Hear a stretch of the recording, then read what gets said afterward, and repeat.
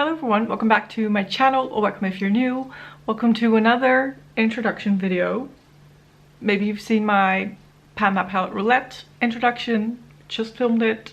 So I'm back here, the same look, to start another project. I am sort of pre-filming everything, but it's coming up later in the month.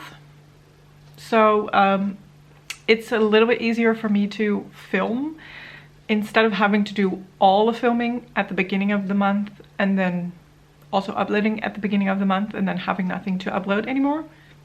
It's whatever, it doesn't really matter.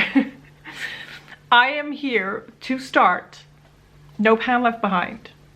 I'm terrified but excited. So I've been watching Laura do No Pan Left Behind. I will link her down below. Highly suggest checking her out. And I've been watching her videos last year on No Pan Left Behind, and I really felt like I should be doing that. I have been focusing last year on hitting pan. I was grinding. I have hit 81 pans last year, which is insane. But currently I have 544 eyeshadows, which also is insane. And although I used quite a bit, I'm pretty sure I not even touched half of those eyeshadows. So I want to change that.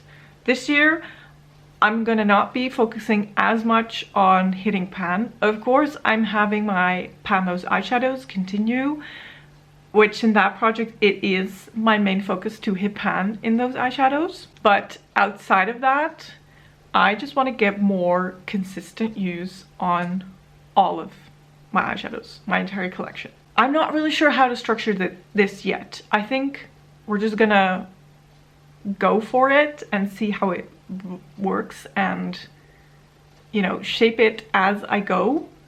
Laura did these very nice little like graphs. She had like little drawings of all of her palettes, and she would color in each eyeshadow according to what month she has used them in. I really want to do that, but I don't know how. I have 44 eyeshadow palettes. That's excluding my palettes with single eyeshadows, because that's another 3 or 4 palettes. So 44 eyeshadow palettes. I don't know if I'm gonna fit that all into one little graph to show you guys, but I will try my best because it looked so satisfying seeing Laura's graph fill up with like colors. I know it sounds like stupid when I try to explain it, but definitely check her out because she has done this so nicely. I loved watching the videos. I do, however, have categorized.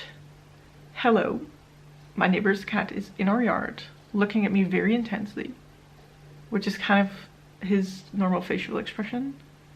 Are you mad? Are you very angry? What are you doing?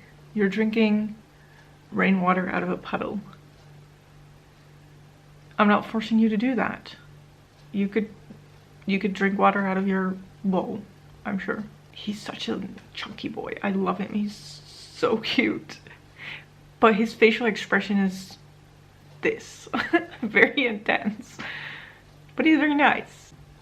Okay. That was an unnecessary, well, not unnecessary. I love cats. I get distracted when I see cats. I love them. So what I was trying to say is I have categorized my palettes by season, or I've tried my best. So I have palettes that feel very wintry to me. I have spring palettes, summer palettes, fall palettes, and then I have a couple that I feel like could work all year round. So I'm gonna try my best to pick a few palettes for the season to be working on and try to use every shade at least once. I don't think I'm ready yet to pick a few dedicated palettes as of right now. I have here my current Panda palette. I'm doing Panda palette roulette. If you have not seen that video, I will try to link it. Hopefully I don't forget.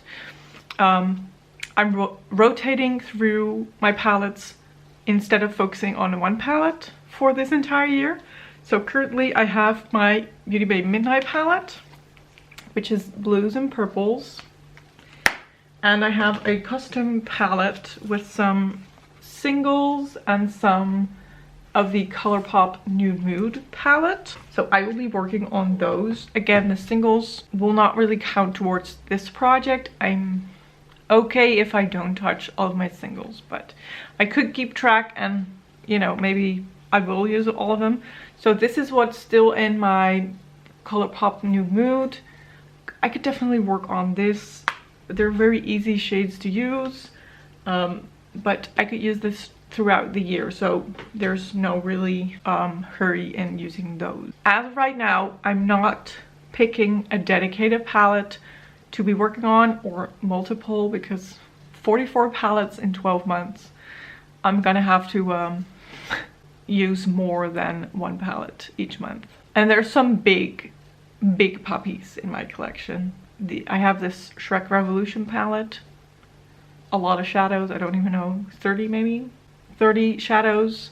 The Glenlight Scooby-Doo palette, 25 shadows, so that's a lot. But I just want to give myself sort of the freedom to go through my collection, just use shadows left and right, and then with the next update, I hopefully have this figured out a little bit better.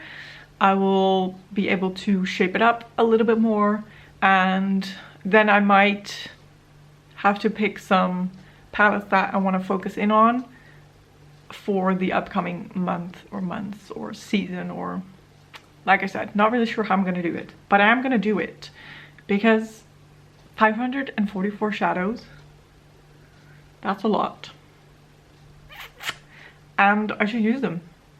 And also just to give me a feel of what are shadows that I just don't like, I don't wear, can I get rid of them, to kind of keep me from maybe buying more. Because if I have palettes with a lot of shadows and I just stick to the same 5 that are in there, do I really know what I think of the other colors? And if I don't know, how is it gonna stop me from buying more of the same sort of shadows that I don't even like to use? So it's a whole lot. Okay, my head is full. I'd hope to give you a more structured video, but honestly, that's just not who I am at this point. I'm sorry. I still hope you enjoyed this video. If you have any ideas, if you have any tips or tricks, or I don't know, great advice, please leave them down below. If you like this video, give it a thumbs up. Don't forget to subscribe, and I will hopefully see you in one of my next videos. Thank you so much for watching. Bye bye!